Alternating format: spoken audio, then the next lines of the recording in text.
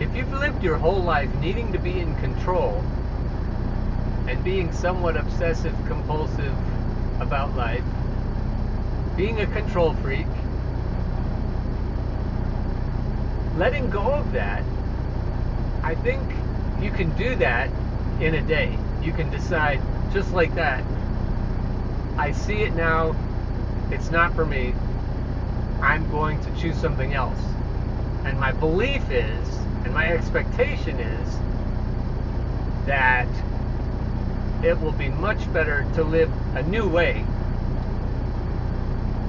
So your conscious mind is on board. Your conscious mind figures out that control is not what it's cracked up to be. And you're going to let go of that. You're going to let go of that need to be in control. But then I think there's a reformatting that has to happen with your subconscious. I was watching the movie Inside Out recently with my partner's great nephew. He's just the right age to watch that movie. And I was reminded of the intricacies of the brain. They had this part with abstract thought that was really interesting. And then they had to get locked into the subconscious mind because there were guards around the subconscious to keep meddling out. The subconscious protects itself.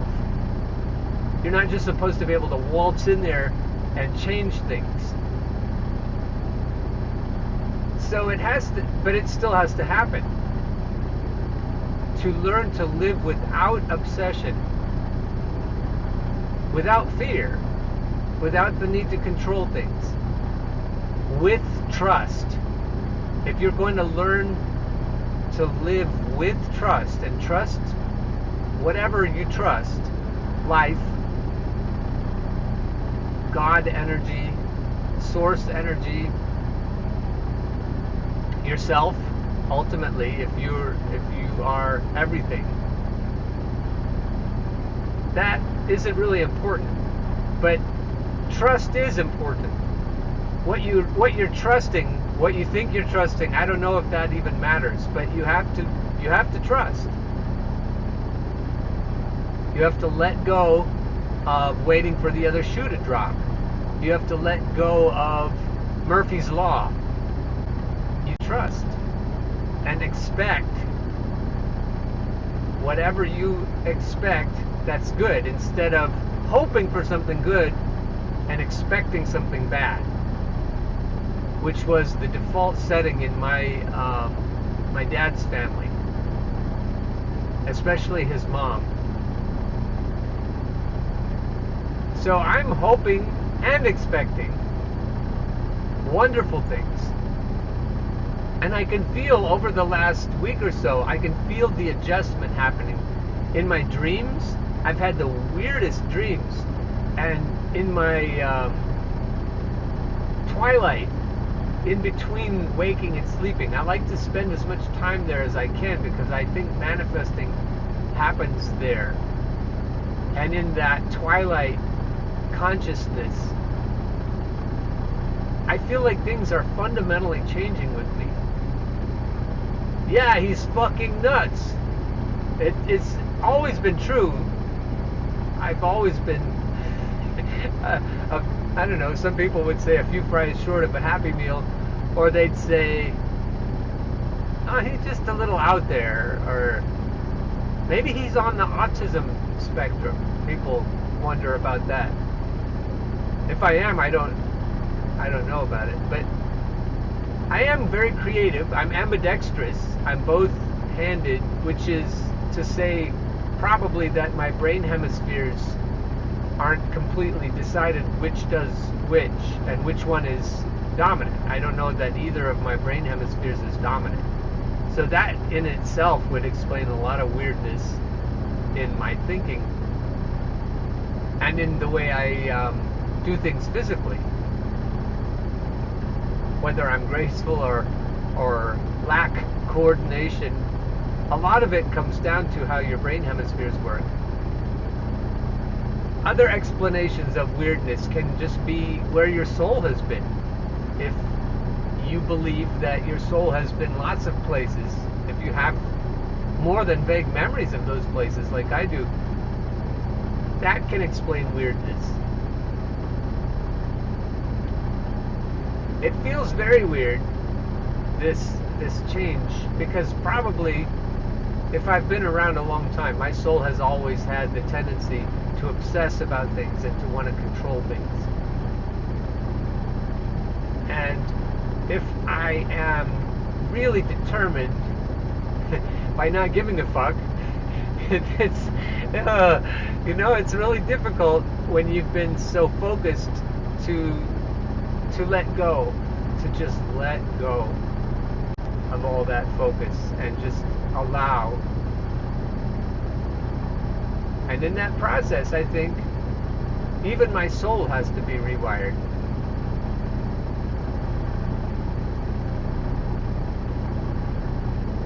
If I told you some of my dreams, and you were good at dreams, if you understand how they work, if you're an expert on dreams, that would be cool if you would let me know what some of my weird dreams mean. I'm almost nervous about explaining them or even just describing them, because I think they are a powerful window into who we are and to where we are right now. But the reason I'm talking so long here under the windmills is because my load isn't ready. Let's think of something to do while we're waiting. Mr. Rogers used to say that. I remember one time he had this air popper, and he was going to explain to his audience, me, how an air popper worked. And John Costa was playing the piano and improvising as he did, and Fred, one of the best people in the universe, Fred didn't realize how long it takes for an air popper to warm up. And live television, it was interesting as he was improvising. I think about that with life. If you're really going to let go of control, and I imagine Fred had his moments where, because he was so organized and he wanted things to be, but he was also creative at the same time. He was probably a right brain, left brain, double Pisces. Pisces, that's another explanation for weirdness. I'm also a Pisces. So if you think about it, you want things to be planned out precisely, and you want to go with the flow at the same time. And when you get yourself all flowing in the right way, you still have really good attention to detail, but you allow things to be as they want to be. It's the sweet spot. So the thrilling conclusion is that you have to go all the way into the pain. Be in any of the 3 left lanes. Even if the pain is searing, like with rejection sensitive dysphoria, if it feels like a horrible electric shock, you still need to go into the pain. And when you do, you find that you level up, and you get over your obsession, you get over your fear. But if you hold back, if you try to avoid the pain, you'll end up feeling insignificant and even incompetent, which is the opposite of what you want. As you're leveling up, you want the benefits of feeling better and better about yourself, because you're able to handle more and more difficult challenges. Just remember that everything is exactly as it should be. In your circumstances, in your development, in where you are right now, and what you'll be able to choose to do going forward. You're in the perfect place every moment to figure it out and to become what you're becoming. And of course you can choose by not choosing, You can choose to just sit in one place and be static. And that's the joy of it, because it isn't a given. Present reported to hit. You feel better about yourself because it isn't guaranteed. It's not a consolation. It's not a trophy for everyone. You get the trophy if you do what you need to do. And so it's not cheap. It doesn't feel cheap. It feels like you've earned it. What you've earned is the ability to let go of any kind of fear, including obsession, and to become authentically non-toxic. Not pretending to be non-toxic, but actually non-toxic. So for that reason, you can be genuinely grateful, deeply, all the way to the bottom of your well, grateful when you're presented with challenges, whether it's your subconscious or it's your committee of demons or whoever is throwing things at you, the demons in the physical world, the demons in the metaphysical world, if there is one. All of those opportunities, all of those challenges are opportunities for you to become non-toxic and to become powerfully good, happy, fulfilled, helpful, anything that you want in life for yourself and for others is possible because life is giving you what it's giving you right now. And there is only right now. That's all we have is right now.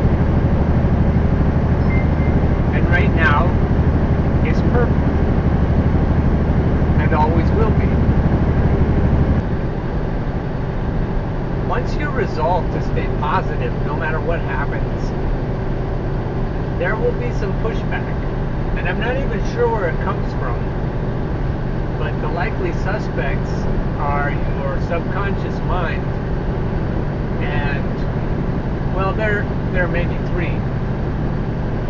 Demons, if there are demons, whether they're physical or metaphysical. And then other people who have a vested interest, because of the way their subconscious mind works, in keeping you, the familiar person, they think they know and love. They think they know and love.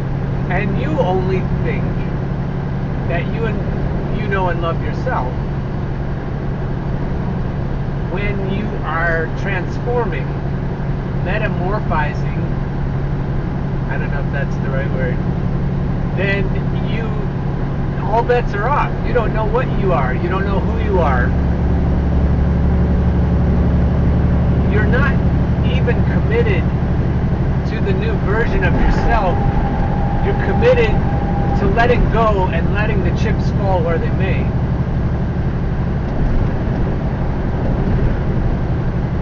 And that's a big commitment.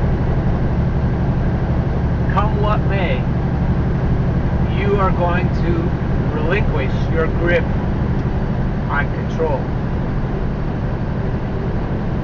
Whatever the outcome.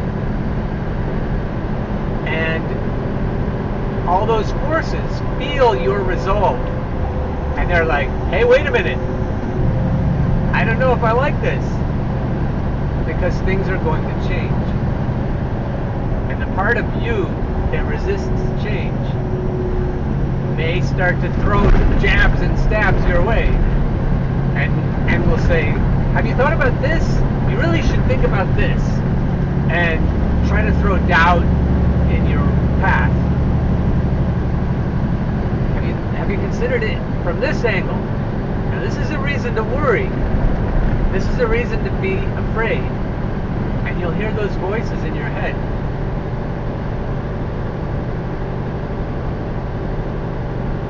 And that's a good sign.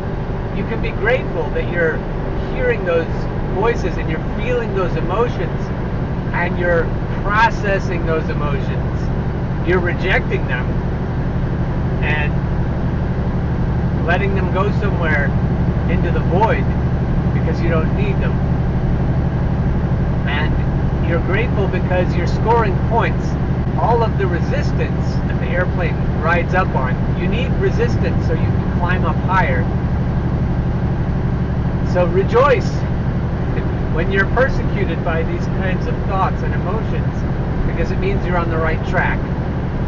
And once you know you're on the right track, keep driving in that direction. And if you keep going through everything that's hurled in your path, through everything that's hurled into your imagination and into your emotions, you will experience a kind of joy that you've never run into before. When you do feel stabbings and jabbings, when you feel surges of panic or urgency to please someone, or urgency to keep out of someone's way, urgency to leave your own frame, then you need to let those feelings come to you. You need to experience them and let them sit with you for a brief moment, and then let them go on. Let them go through.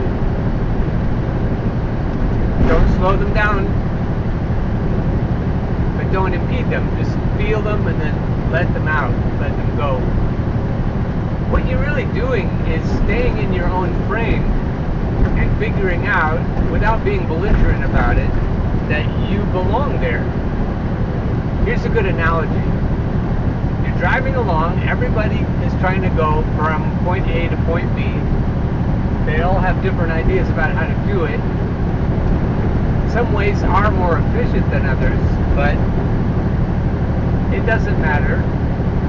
Some ways are more cooperative, but again, you have a right to say I want to pull over here to pass this truck, and say I pull over now instead of right before the truck. I'm saving a space. Now, nobody's behind me right now. You have to take my word for it. There are people in the right lane, and one of them's overtaking me, and he'll have to wait if he keeps going. He's even speeding up now. But I have a right to this place. I'm overtaking and passing this person, erratic person, in the right lane. But more than that, I was overtaking and passing the truck up ahead. I could tell a long way back that I was going faster.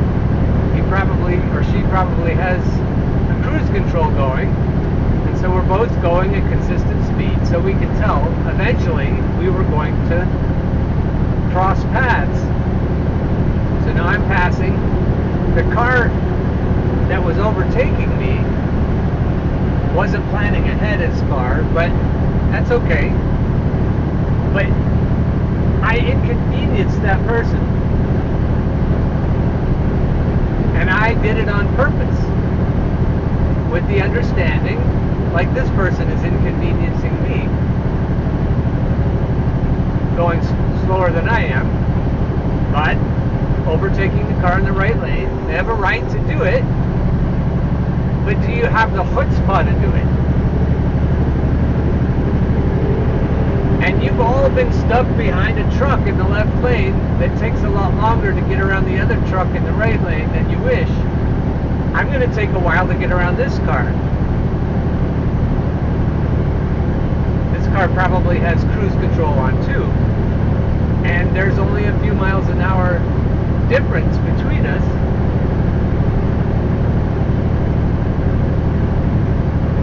The car that was overtaking me isn't still behind me, isn't still pushing, not sitting on my bumper.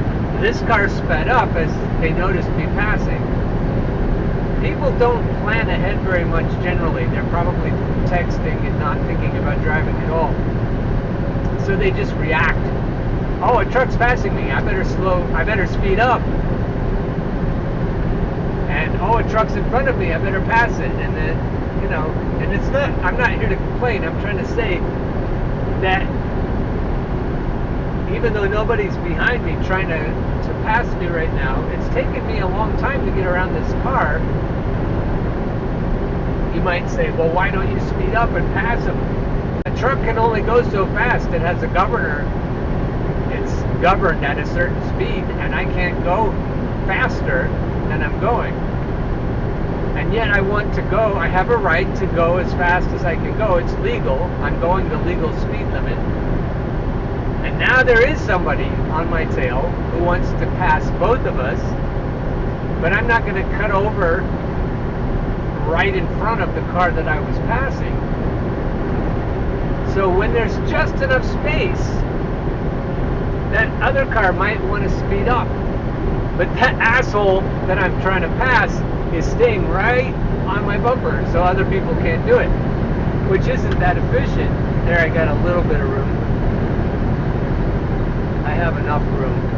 So now the people that wish they could have passed according to their convenient schedule are passing now.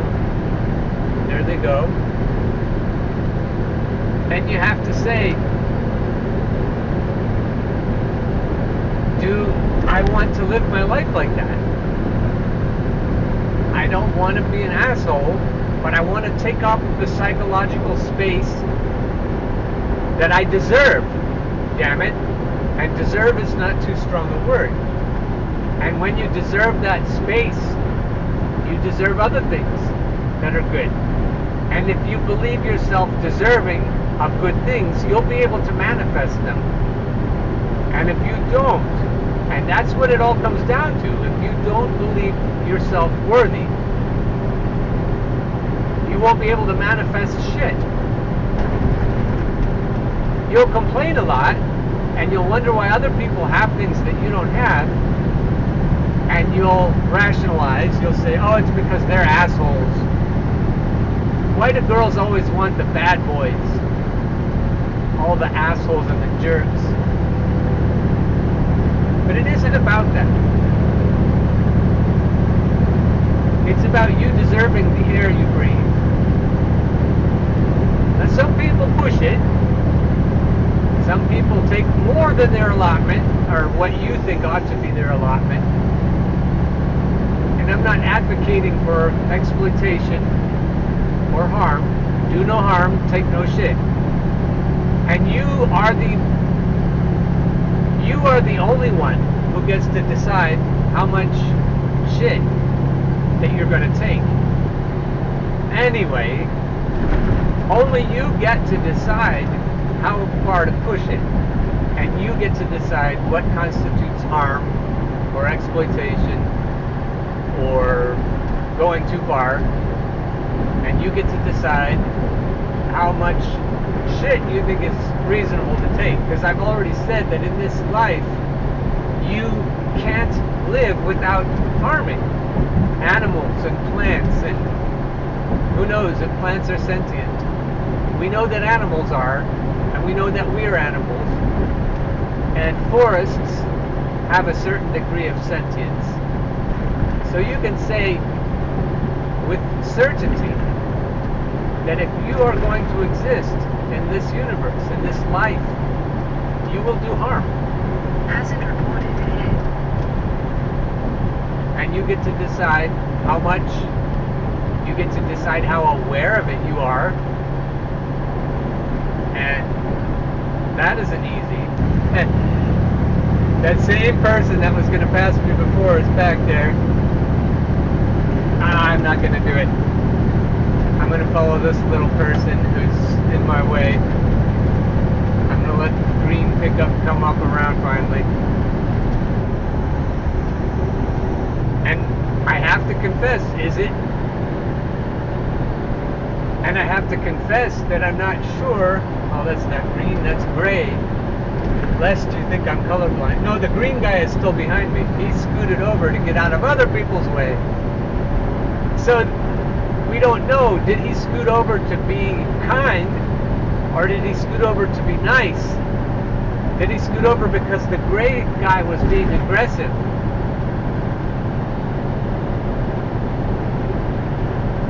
And if you stay in your own frame, as you're being kind, but if you refuse to budge for pushy people, you're going to get some resistance. And you're going to be forced to deal with that. Your emotions will change if you allow it.